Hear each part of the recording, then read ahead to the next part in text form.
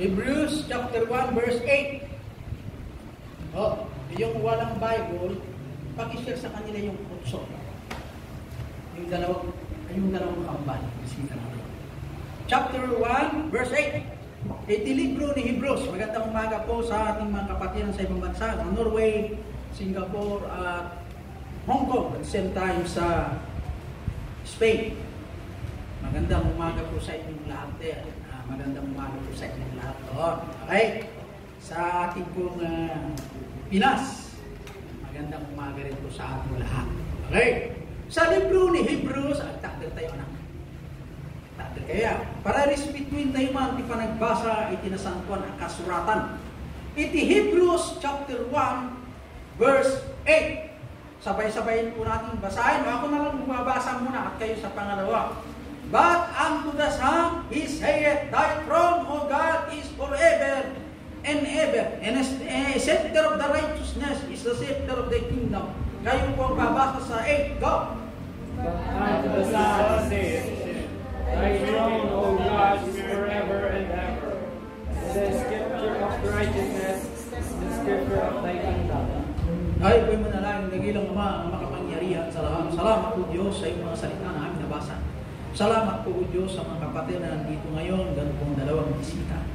I pray, O God, to let them do them, to make thy heart be in righteous. O Panginoon, Panginoon, makilala ang lubusan. Ganun din po ang mga kapatid sa ibang bansa. I pray din, Father, na bigyan mo sila rin, O God, ng open heart, o bukas na puso upang maunawaan kung nila ang salita na ikaw makita sa mensahe. Help thy servant, Father, I am a man of nothing. I can do nothing at all to speak out thy word without thy presence. I need thy power, Father.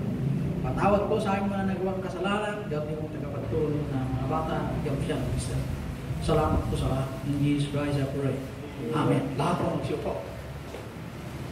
Okay. Dito po sa Hebrews, chapter 1, verse 8. Okay? Makinig po, ladies and gentlemen. But unto the Son, iti anak kinunana, dayjay thrunong o ako, o Diyos, agnanayon. Kaya't sentro iti pagariam, isumot lang iti sentro, di atam iti daga. Makinig po, ladies and gentlemen. Ang nagsalita po dito, ay ang God the Father. But unto the Son, he said, ni Father po ang nagsasalita po rito. Okay? So maliwanag po, dito po tayo sa ating past lessons, yung nakaraan na lesson natin ng Sunday, alang-alang sa mga wala. Habang inintay natin sa iba.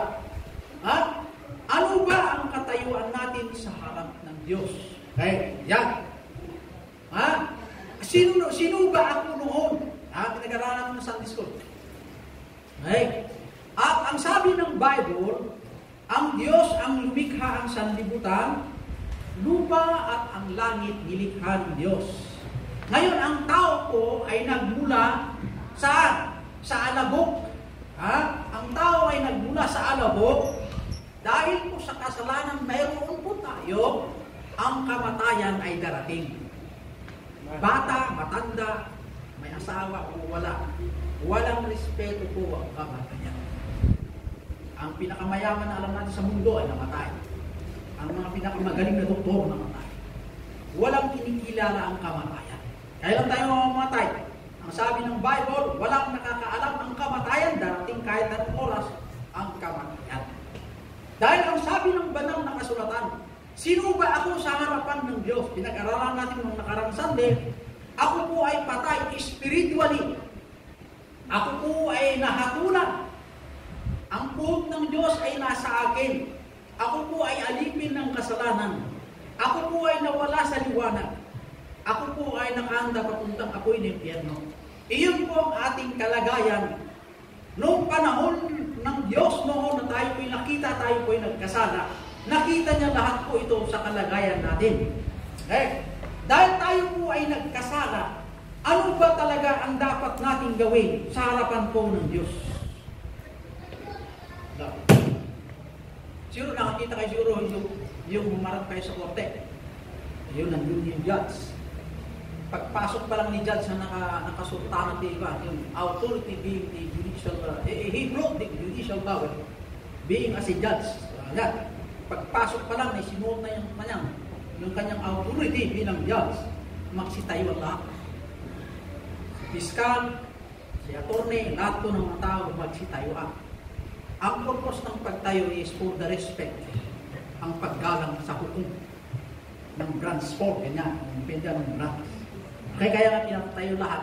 Pag binasa ang salita ng Diyos, magsitayo lahat. Yan po kung ano natin. Ano ba ang kalagayan natin sa harap ng Diyos? Iyon po ay nasa harapan ko ng 6 na puntos. Meron ba sa Bible? Meron sa Bible.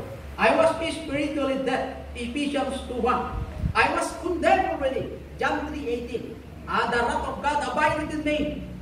Sa John 3:36, meron po tayong basihan.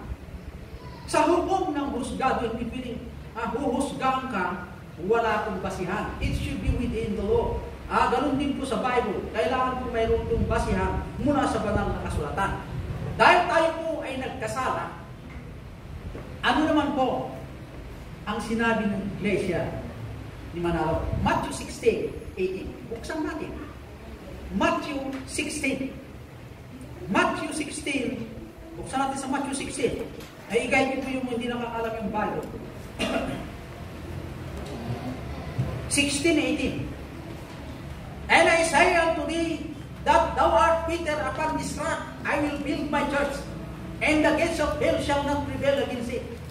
Sinasabi ko sa iyo, Pedro, na itatayo ko ang aking iglesia. Sa batong ito, itatayo ko ang aking iglesia. Ay, maliwanag ba? Matinig.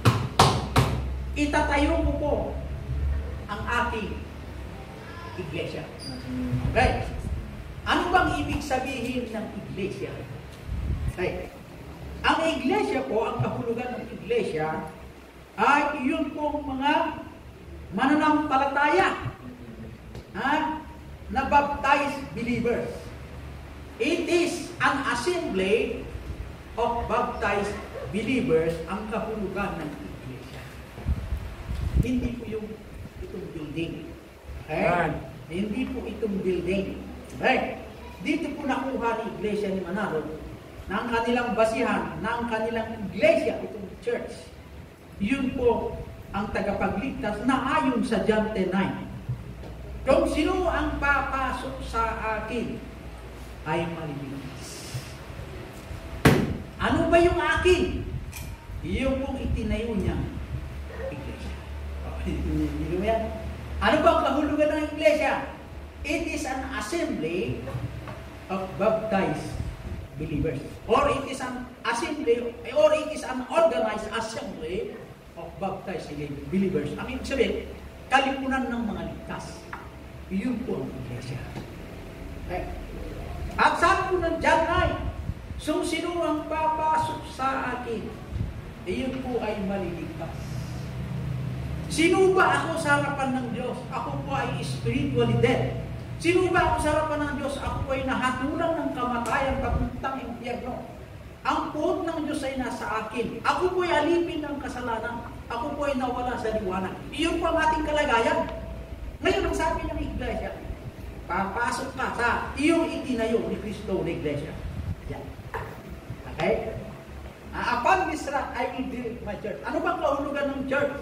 It is an organized assembly of baptized believers. Paano yun ang sasabihin mo? Kung ikaw ngayon, nakakatulak, sabi ko ng korte, pumunta yung pagbasa ng itong nasa obligado, pabasahin ko yung hatol. Ikaw ngayon, Alex Danila, nahahatulan ng hukumang ito sa pagkakasala ng martet. Napatunayan na ikaw ng petsa, ganitong petsa, sa oras ng alas 8 ng gabi, may dalakang kutsilyo, sinaksak mo si Kanol, napatunayan yan dahil may mga witness. Ganyan. Nahatulan na. Pinupok ni Judge. Nagkasala. Sabi ng Bible, hindi na kailangan yun. Dahil ang Diyos nakita niya ang puso ng tao. Nagkasala ng tao. Anong kailangan? Pagpasok? Yan. Yan na yan. Sa John 10:9, ang tayo po na iglesia ay papasok. Sa Colossians 1:18, ito ang kanilang basihan. Ano ba ang dapat gawin ng isang tao? Kailangan pumasok sa papasukan. Saan yung papasukan? Yung tinayo ni Kristo daw na iglesia. Pero hindi nila identify ano bang kahulugan ng iglesia. Ang tinutukoy ng iglesia ng building. Ang iglesia naman sa atin, pagkaintindi natin namin sa Bible, yung mga tao na tinubos ni Kristo. Yung Colossians 1:18, si Kristo ang ulo ng iglesia. Si Kristo nga ang ulo ng iglesia. Bilang pananampalataya, si Kristo ang ating ulo. Siya bilang iglesia.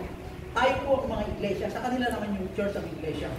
Sa Romans 16:16, magsihalikan kayo ng banal na halik sa iglesia ni Kristo.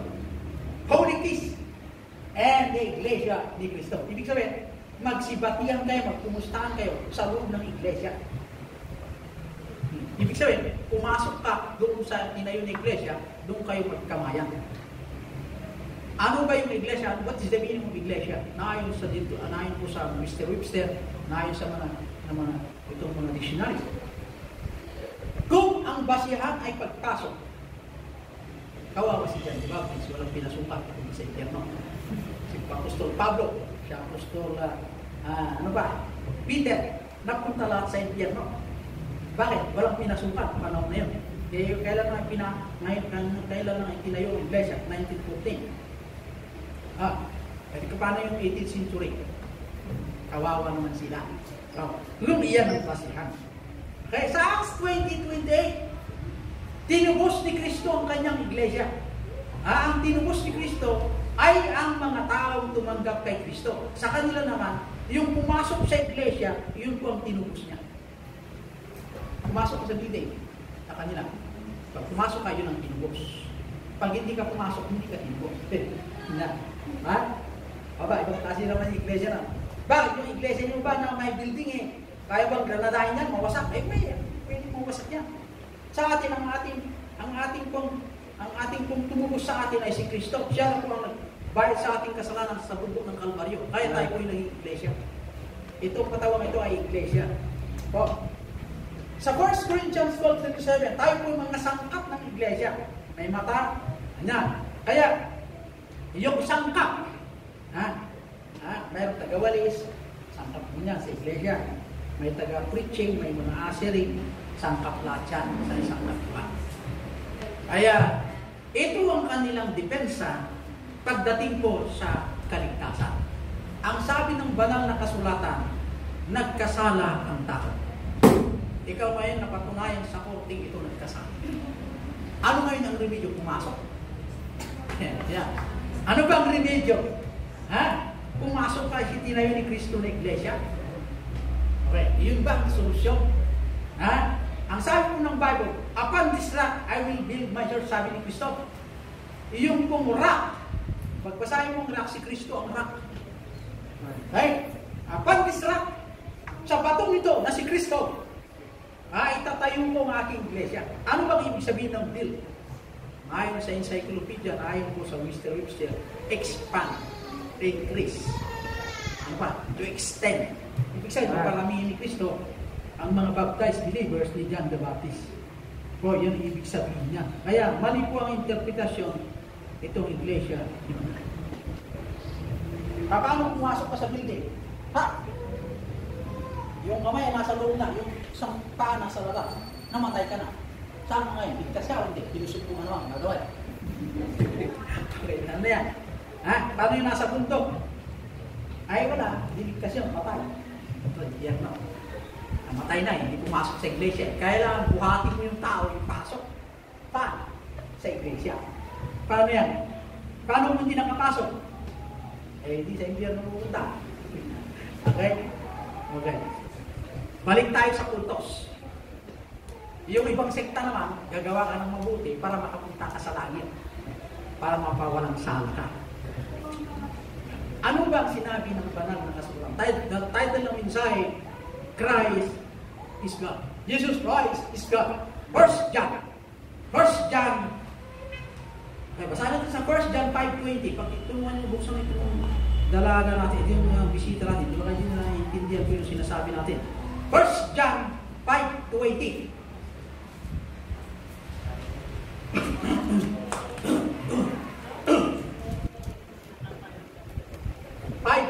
1 John 5:20. Kung na ay tinasampo ng kasulatan. And we know that the Son of God is come and have given us understanding that we may know Him that is true, and we are in Him that is true, even His Son Jesus Christ. This is the true God and eternal God. Tingin niya, imbaga ti Biblia, amu tayo mga anak Diyos umay. Inikkaintin na aming kanya na hindi pa nakaawa. At amu tayo maisukit pudno. Ha? Datayo kit adda tayo kanya na. Isuday ito Jesus Christ. Isuday ito Jesus Christ. This is the true God and eternal life. Dahil ito yung pudno ng Diyos, kinibiyag na yun. Nalawag nga ni Jesus Christ, imbaga ti Bible, true God. Okay? Ni Jesus Christ, kaya Apo Diyos. Dalawa. Ito yung tagamay nila. Okay? Christ is God. Amen. Okay? Naliwanag ko. Christ is God. 1 John 5:20. Tiniti Hebrews 1:8. Nalawag ko, maliwanag ko mga kapatid. Ha? Wala akong magpapatunay na si Kristo ay hindi Diyos. Wala. Nakausap ko na yung minister de iglesia. Inaamon ako ng debate. Ang sabi ng Bible, sabi ko sa kanya, huwag natin mag-debate. Ito na lang sabihin ko sa iyo. Mayroon ba nakasulat sa Bible na si Kristo hindi Diyos? Walang makikita. Ang mayroon sa Bible, si Kristo ay tao. Naniwala naman ako si Kristo ay tao. Parehas tayong naniwala. Pero yung pagkaiba natin, hindi ka naniwala si Kristo ay Diyos. Samantalang sa akin, naniwala ako na si Kristo ay Diyos. Patunayan ko sa iyo, umalis ka sa pagka-iglesia. Ayaw naman. Nakalagay po, Jesus Christ is the true God. Nakalagay doon. Nasaan sa Bible yun? Patunayan ko, hindi naman kumibig. Tayong dalawa na. Bakit? Sa 1 Corinthians, as 1 Timothy, ang Bible hindi pwedeng pag-dibat yan. Maliwanag ko sa Timothy, sabi ko sa kanya. Kung pwede lang debate, gusto mong debate. Pero, nasa Bible kasi yan, hindi pinag-dibat yan sa salita ng Panginoon.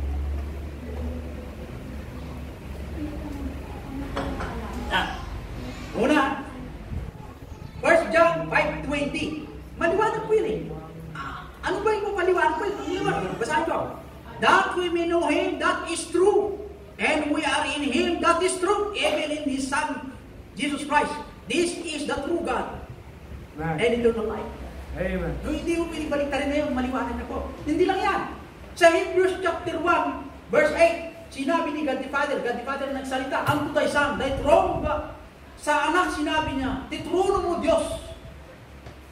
Si God the Father nagsalita na doon.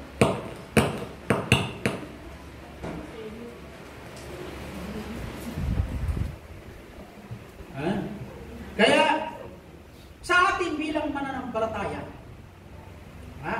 si Kristo, He forgives sin. Ang Panginoong Jesus Christ nagpapatawad ng kasalanan. Patunay, Lucas 5:20-25. Gusto lang sa Lucas 5. Si Jesus Christ nagpapatawad ng kasalanan. Nagpapatawad po ng kasalanan. Lucas 5:20-25. Anong nakalagay po ng banal na kasulatan doon sa 5:20? Ang sabi ng Biblia sa 20, and when he saw their faith, he said unto them, man, thy sins are forgiven thee. Yung kasalanan mo are forgiven. And the scribes and the Pharisees began to reason, saying, who is this which is speaking blasphemous? Naging para-issue na magagaling nung panahon na yun. Sino na ito yung tao nga agtabtabaw nga ti Diyos na yung timabali ng mga pakawan ti tao. Kaya ito yung tao, pakawan ti baso na. Tingnan mo. Kaya kasi Jesus Christ, ang sabi po ng Bible sa ito, but when Jesus perceived their thoughts, He answering said unto them, what reason ye are your hearts? Whether easier to say thy sins is forgiven thee, or to say rise up and walk. Sa 24, but that we may know that the Son of Man hath power upon earth to forgive sins. Para malaman nyo na ang anak ng Diyos ay may kapangyarihan na magpatawad ng kasalanan. So maliwanag na si Kristo nagpapatawad ng kasalanan. Patunay pa, Mark 2, verse 5 and 10. Mark 2, 5 and 10. Ano pa? John 8:58. Bago si Abraham, ako. Okay, ito ba? Wala naman makikita. John 8:58. Sabi ng mga eskriba, sabi kasi ni Jesus, ito siya, cutting mo na. Sa building na ito, o templo, gigibain ko ang templo ito. Within 3 days, itatayo ko. Pero hindi ni-refer niya sa sarili. Hindi yung physical na building. Sabi ng mga Hudyo, itong building na ito, naitayo na ng mga ninuno, maraming tao. Samantalang sa'yo, gigibain mo lang, sa 3 days, tumayo. Ano ka? Ha? Mas matanda ka ba kay ama namin Abraham? Ang sabi ni Jesus Christ, bago si Abraham, ako. Amen. Maliwanag na. Bago si Abraham, ay ako nga. Ha? What I am. Ibig sabihin, bago nalikha si Abraham, o bago nandyan si Abraham, nandun na si Jesus Christ. Sino ngayon si Jesus Christ? Sa ating paningin ngayon. Ha? Sabi itong mga Hudyo, wala ka pang 50 taon na ito. Sabi mo, bago si Abraham, nandiyan ka na, matagal na si Abraham, patay. Ikaw ngayon, wala ka 50 na ito. Hindi na alam na si Jesus Christ, I am yesterday, today. Sabi ng Jesus Christ, I am yesterday, today, and forever. Ako nung kahapon, ngayon at darating. Maliwanag naman ang kapatid. Kaya, wala na pong basihan itong mga kumukontra sa ating pong pananampalataya na si Kristo ay Diyos. Ang kapanganakan na ni Kristo ay Diyos na eh. Bakit? Bakit?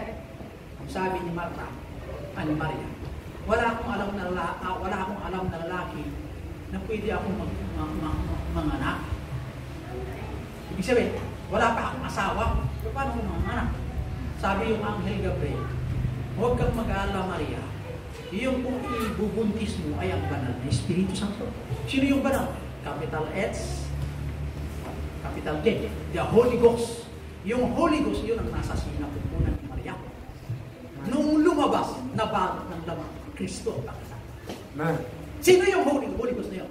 Yun din ang Genesis na kreato ng lupa ng langit. Hindi nila maintindihan yun. Kaya ang kanilang kaligtasan, pagpasok. Kaya itong mga membro, walang Biblia. Okay? Huwag kayo magbasa ng Biblia, ang ministro lamang ang magkaintindi dahil siya ay nag-aral. So, ibig sabihin, mga membro ng iglesia, hindi sila nagbabasa ng Bible. Ang pwedeng umintindi lang ito ay ang mga ministro. Nasa sa Bible yun, hindi naman may pakitang ministro. Sa muna matunay na itong ministro lang makaintindi. Sabi nga ng Bible, search the Scripture. Kanino sinabi? Sa mga anak ng Diyos. Search the Scriptures. Maliwanag po yun. Pangalawa, ang mga tao ay sinamba si Kristo. Sinamba. They worship Christ. Matthew 14:33. They worship Him. Sino yung sinamba nila? Si Jesus Christ. Sa Hebrew chapter 1 verse 6, worship all the angels of God. Lahat po ng mga angheles ng Diyos. Sinamba si Kristo. Sa Revelation 5:8 down to 14, winirship, sinamba rin ulit si Kristo. Kung si God the Father ay sinamba mo, sinamba rin si Jesus Christ. Noong kapanahonan ni Jehovah na Diyos, noong Old Testament, sinasamba ang Israel, etong Jehovah na Diyos. Tama yun, kasi nasa Bible yun. They worship the God of Israel. Ngayon, eto naman Jesus Christ na dumating sa laman. Sinamba rin. Sinong sumamba sa Kanya? Itong mga angheles ng Diyos. Excuse me. Ang patunay, di ba, nung ipinanganak ng bata, dumalaw po mga anghel, sinamba ang bata. Bata pa lang yun. Bata pa lang. Sino yung bata na yun? Yung kong Jesus Christ, the Redeemer. Bata pa lang gumawa, sinamba ang mga angheles. They worship the Son. Kaya sabi ko ng mga tao, ang pwedeng sambahin lamang ay ang Diyos. Wala pong ibang sasambahin. Bakit sino ba yung tao ito na sinasamba ng mga tao? Ibig sabihin, yung Kristo na mayroon pong laman, na ayon po sa Colossians 2:9, siya po ay, Yung pagka-Diyos ni Kristo ay kanyang hinubad na ayon sa Philippians 2:5 down to 11. Hinubad niya ang kanyang pagka-Diyos at ang kanyang pagka-Diyos iniwanan niya ang trono ng langit at bumaba sa lupa na bilang may laman para makisama sa mga tao mamuhay bilang isang mahirap. Kaya ang napiling ama ay isang carpenter. Ang napiling ina ay isang housewife lamang. Pero mahirapan po ang mga multo o ang mga kulto na intindihin ang salitang ito dahil ang kaligtasan lamang ay pagpasok. Pumasok ka, ligtas ka na. Kung sino ang papasok sa akin, o tinan mo kapatid, maliwanag, pumasok ka sa kawan ng pinayon ni Kristo. Kung ang pagpasok ng kawan, ang kaligtasan, paano si Abraham? Napunta sa impyerno. Kasi walang pinasukan ni Abraham. Si David, walang pinasukan. Hindi tayo impyerno pumunta. Hindi na masagot yan. Tayo huwag mo sabihin ang pagpasok. Maliwanag po. Ano ngayon ang remedyo? Ano na ang remedyo? Upang sa ganun, tayo po'y nahaharap po sa kamatayang apoy ng impyerno. Dahil tayo po'y nakatayo sa harapan ng Diyos, nasasakdal na marami tayong kasalanan. Ano ngayon ang dapat natin gawin? Pagpasok ba ang solusyon? Ano bang remedyo? Paggawa ba ng mabuti? Ano ba yung mabuti? Pagsunod ng 10 utos. Iyon ba ang solusyon? Para yung ating atraso sa Diyos na kasalanan na marami tayong nagawang kasalanan sa harapan ng banal na Diyos ay maabsuelto po tayo? Iyon ba ang solusyon? The Bible says, Roma 10:13, ang solusyon na ito ay call upon the name of God. Bilang nagkasala, tinawag ko ang Diyos. Tinawagan ko ang Diyos. Na ayon sa Roma 10:13.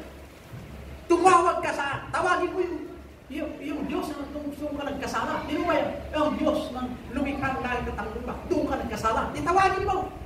Iyon ang solusyon. Hindi mo. At ano pang pangalawang gawin mo? I repented of my sin, Acts 17:30. Ako po ay pinagsisihan ko ang aking Panginoon. Diyos na sa langit. Ako'y makasalanan. At ano bang gagawin? I believe in my heart, Romans 10:9. Ako'y nanampalataya buong puso. Na ikaw, na Diyos, na si Kristo na yung kung sinugo sa lupa namatay sa bundok ng Kalbaryo, ay aking tatanggapin. Sa John 1:12, I receive Him, Jesus Christ, being my personal servant Lord. Yun ang solusyon. Hindi yung pumasok. Napakalayo bundok, tinang yung pumasok kapatid. Napakalayo. Pero dumaan ako kung ang dami yung mga membro ng iglesia. Walang bit-bit na Bible. Kawawa sila. Bakit? Walang Bible. Paano totoo hindi na sa atin? Magdala ka ng Bible, tatanggalin na naman. Ang matatanggalin, iwalad. Ibig sabihin, iwalad ka sa iglesia. Bakit? Hindi mo naiintindihan ang Bible. Ang mga naiintindihan lang dyan ay ang mga ministro. Nasaan sa Bible yun? Hindi naman kaya lang patunayan nun. Kaya mas maganda, huwag kang magbasa ng Bible, makinig ka lang sa akin. Tanong, ikaw ba nangayon din ako na sana? When I was in the hospital, nangayon ako doon. Sa mga pag natulog si Mrs. nangayon ako. Sindir ko ang gospel. Hindi ako mapakali. Kasi lagi ako nasa tabi ni Mrs. ko eh. Mamaya baba ako si Mrs. Pag nakita ko na tulog ka, saan tayo pumunta? So, yung maganda-gandang damit naman. Kaya wala akong sapatos. Yun yung problema mo. Sinare ko ang gospel. Kaya yung pag-share ng gospel sa kanila, hindi nila alam. Sigurado sila sa langit. Itong mga Katoliko. Iglesia. Ay, ligtas ka ba? Opo, pastor. Sigurado mo rin, dilangit ka mapara. 100%. Ay, wala naman kasigurado, pastor. May saan ka na kasigurado? Hindi naman makasagot. Pero anak ka. Ayan, hindi ba yun? Mariano, sa Mariano, ikaw ba pamilya ni Mariano? When, pastor? 100%? Ay, hindi. Kanino pamilya ko? Gusto ng pamilya ko. Ikaw ba'y sundalo? Opo. 100%. Ay, hindi. Ay, hindi pwede yan. Peke yung sundalo, maaari yung PL. Gamit ng uniform yung sundalo. Kaya, kilatisin nyo yung nangangarap ko mula sa Bible o anak muna ng Diyos. Kasi pati yung mga nasa bilangguan, aminin din sila kasi sila ay anak ng Diyos. Anong kaso mo? Bardet, magnanakaw, pasasaksak, lahat. Ikaw ba anak ng Diyos? Ay, kung masaw, bakit kami ng Diyos? Sigurado sa langit? Hindi. Hindi anak-anakan, ang tawag ko. Anak-anakan, hindi pwede yan. Totoo ba na ng palataya? Ikaw ba totoong sundalo? Ako, paano ka naging sundalo? Kasi ganito yan. I-require ng barangay clearance, mayor clearance, ano pa, clearance, NBI clearance, judge clearance. Mag-exam ka kung masaka. Alam niya yung kwento kasi totoo, sundalo yun. Tama ng training, ganito sa Pangasinan. Sino commander mo? Si ganito. Ilang araw ka nang train? 3 months. Saan ka? Anong pisa ng graduate? Ganito. Pagkatapos siya, alam niya yung kwento kasi totoo. Pero pag hindi totoo sundalo, bakit tanong ka sa akin? Magagalit ka. Bakit? Hindi totoo. Hindi totoo, anak. Kaya, ang dapat gawin ng isang mananampalataya ng anak na ang taong nagkasala sa harapan ng Diyos, ang kanyang gagawin I call upon the name of the Lord. I repented of my sin. Inawagak niya ako Diyos. Inawagak niya ako Diyos. Nagbabawiyak tiwas baso ko. Namatiyak ti magbagana. Inawat ko ni Kristo bilang banabot may salamat ko. Di yan ultimong paraan para magkaroon tayo ng karapatan matawag na anak ng Diyos. Ha? Siya sinuman umawat kanya na, hindi ka na ilat kalintigan, baling anak na, iti John 1:12. Naglawag na tayo dyan. Nga ni Kristo tao, pinagunayan tayo, ni Kristo kit may isang Diyos. Nasa Bible ba yun? Nasa Bible. This is the true God. Naglawag mo, dahil tayo nasawa. Anya ba yung interpretasyon mo dyan? Sa 1 John 5:20, Hebrews 1:8. Sabi ni God the Father unto the Son, thy throne, O God, is forever. Sino nagsalita na? Sino nagsabi niya? Si God the Father. Dito naman sa 1 John 5, marami tayong basihan, hindi lang po itong dalawa. Kumuha lang ako ng dalawa na basihan na nagpapatunay na si Kristo ay Diyos. Pero wala akong mabasa sa Bible na si Kristo ay hindi Diyos. Si Kristo ay tao, ni Kristo ka tao, mamati tayo man. Ni Kristo ka Diyos, mamati tayo. Tignan siya. Ni Kristo, tao, ang Diyos. Pasit na Diyos. Ano ba? Diyos-Diyosa? Kaya kailangan pumasok ka. Saan ka pumasok? Sa iglesia. Paano kung walang iglesia? Hindi pwede kailangan may iglesia. Ano ba ang kahulugan ng iglesia? It is an organized assembly of baptized believers. Ibig sabihin, mga mananampalataya na tumanggap kay Kristo, binigyan ng karapatan maging anak ng Diyos, yun po ang iglesia. Tinubos ni Kristo ang kanyang iglesia, ang mga tao may kaluluwa. Wala namang tao dito walang kaluluwa. Maliban sa saksi ni Jehovah, kasi walang kaluluwa yan. Wala silang kaluluwa. Ito daw, kaluluwa. Amen? Amen. Ikaw may saksi ni Jehovah. O, pumasok. Matagal na ako saksi ni Jehovah. Noong panahon baka ako, saksi ni Jehovah na ako. Ito naman pala eh. Maniwala kayo yung impyerno? Ay, walang impyerno. Ito ang lupa, ang impyerno. Pag nasa bangungon ang buhay mo, impyerno. Pag masaya, nagit. Yung paano sinasabi ng Bible na gumilgil ayap nga po isang lumaidap at dahil karalawang nagbigat ang daw kinalabi. Binuksan niyo yung Bible sa Revelation, blanco. Blanco. Binuksan namin sa Matthew, blanco rin sa kanila. Ay, bakit blanco yan? Ay, hindi ko alam bakit yung blanco dito. Ha? Yung Bible nyo, dito kasi ang Bible kompleto, hindi yung magbabawas. Kasi sabi ng Bible, huwag yung bawasan. Man. Magliwanag. Agarap na sarili ng introduction mo, sariling interview, hindi mo pwede yan. Let the Bible speak. Kung ano sinabi ng Bible, piniriyudan ng Bible, amang nainainan, amang bawasan.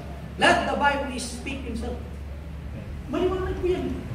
Kaya bawat pananampalataya, kaya pa tayo po ay naharap sa kamatayang apoy ng impyerno, ang dapat natin gawin, tawagin ng Diyos. Kasi doon ka nagkasala eh. Hindi mo tawagin ng pastor, ang Diyos ang tawagin mo, ang sabi mo, Panginoon, nagkasala ako. Pangatlo, mamatiyakin ka. Pakawalan ng tibaso. Malikod at taawatin ng Kristo. Dahil dyan isolusyon. Nagkasala ka eh. Oo, hukom. Kagalang-galang ng buhay. Christ. Ako'y nagkasala. Inaamin ko nagkasala ko ako. Patawarin niyo po ako. Okay, nagkasala ka. Inaamin mo kasalanan. Okay. Yung imbis na 12 years din, i-sentence siya, balilin 4 years ngayon. Bakit? At deduction na. Inaamin mo nagkasala.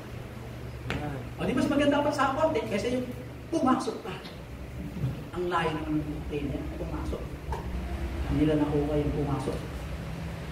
Pumasok ka, sigurado ka sa lahat pupunta, ay hindi pa. Kailangan ibigay mo yung ikapo. Paano hindi mo ibigay? Ay itindihan mo ka pa rin. Wala, hindi maintindihan ito. Okay? Kaya, salamat sa Diyos. Mayroong mga Baptist preachers preaching the true gospel. The true, that burial resurrection of Jesus Christ. We are the proclaimer of the truth. Simula si John the Baptist, binautis mo ng Jesus na river of Jordan. Andiyan din kasama ni John the Baptist. Ang babawi kayo, dibas-bas mo ito. At datuloy ni Jesus Christ may salakan, kilubong. Di siya sino man umatkan niya na may salakan. Naglawag ko dahil dyan. Hanggang John the Baptist na makaisalakan natin. Hindi kasi kasabatay, hindi makaisalakan. Sino dahil dyan? Jesus Christ of Nazareth. Natay di Krus Kalbaryo, pinarigat at pinatay na. Para bayadan ang ipasok mo. Darami din, magbabawi ka. Ganun ang kasimpleng kaligtasan natin. Ano bang dapat natin gawin? Ang babawi! Kasi ano magbabawi tawa, hindi na pa ako dumawat ng makawan. Damo na kayo. Basta. Kasama nga yun. Brother Jaime, palawan natin. Ganyan. Nagkastakan kaya, ako babawi kayo. Ay, ako na yung masalala niya. Oh. Si brother, yun na. Ganyan eh, walang bumabawi ngayon. Lahat naman tayo kung nakasingiro ng panahon na yun, hindi natin kilala ang Diyos. Pero nung kilala natin Diyos, nagsisik po tayo, oh, Panginoon, magkasala ako, patawarin mo po ako. Mula ngayon, tatanggapin Diyos Kristo. Amen. Nabago. Kaya patuloy tayo ang ikasaba, di ba?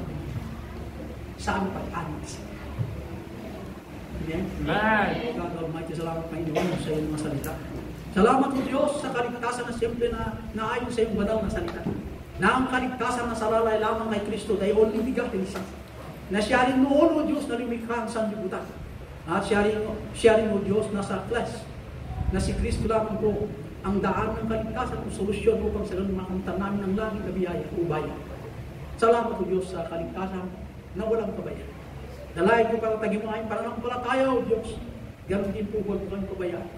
Pero hindi mo mayroon kang disipya, O Diyos, na naintindihan po nila ang iyong salita. Ikaw nakita sa lahat. Thank you for the blessing at paalala, O Diyos, sa simpleng paraan ng kaligtasan na kay Kristo lang. And it is Christ our prayer. God bless. Lahat po